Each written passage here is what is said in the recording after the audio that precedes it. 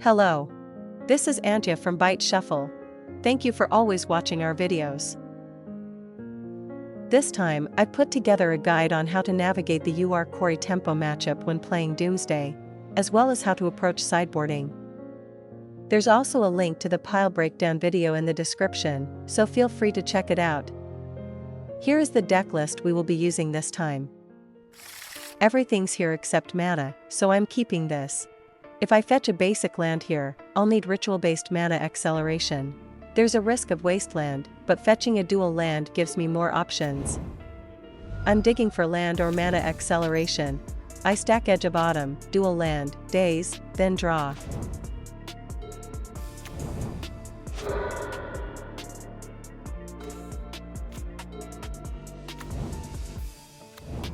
My opponent shuffled off a ponder. The target of Mishra's Bauble is me. The opponent cast Ponder and chose not to shuffle. I'll cycle Edge of Autumn. I'm digging for land. I put Doomsday and then a fetch land back on top.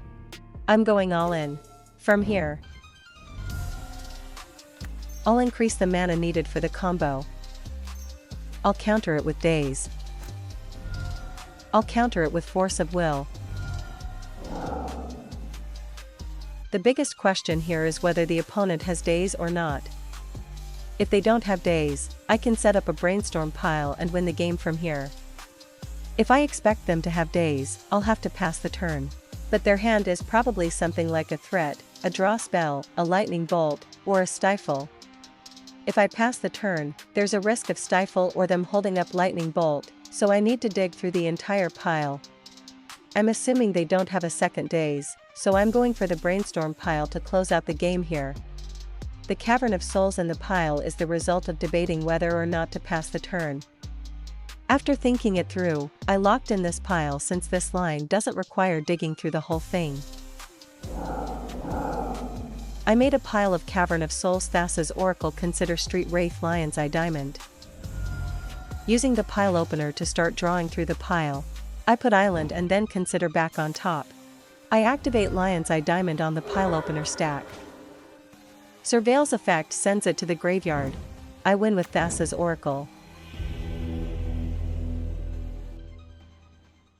Before sideboarding, I'd like to review the list we used. First, the conclusion. I will explain it step by step. These are the cards from Cori tempo that affect Doomsday. First, there are counterspells like Force of Will, Daze, Spell Pierce, and Force of Negation. Next, there are more counters like Consign to Memory and Stifle. Against these, I'm bringing in Duress. The opponent pressures our life total with fast clocks like Dragon's Rage Channeler and Cori-Steel Cutter. There are mainly two lines we want to aim for. The first line is to cast Doomsday quickly and go for a one-shot combo kill right away.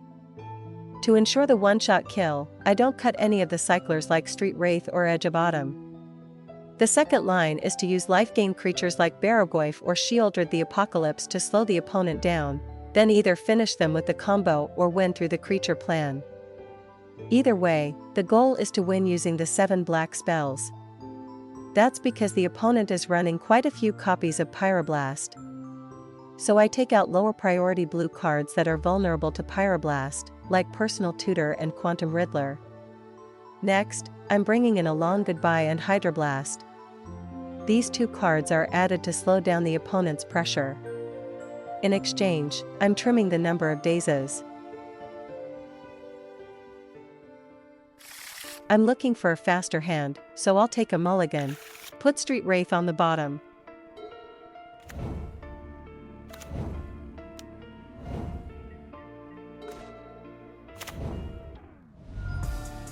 I'm digging for land. I stack Brainstorm, Barrogoyf, Lotus Petal, then draw.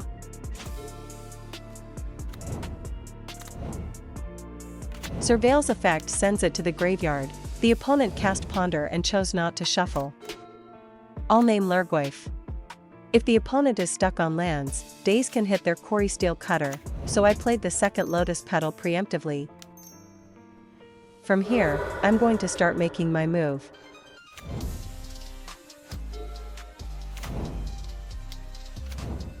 Both surveil effects go to the graveyard.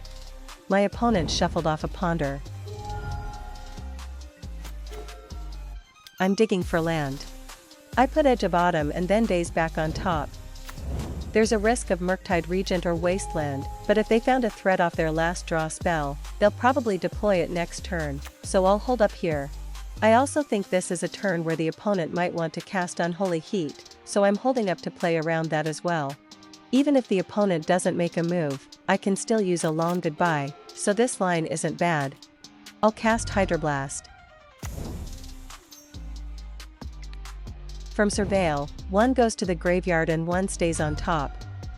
Both Surveil effects go to the graveyard. Surveil's effect leaves it on top of the library. The target of Mishra's Bauble is me.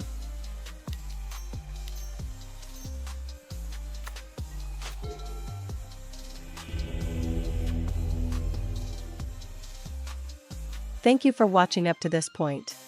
I apologize for the many play mistakes. I hope to improve at MTG together with everyone. If you enjoyed this video, please consider subscribing to the channel and giving it a thumbs up. See you next time. This is Antya.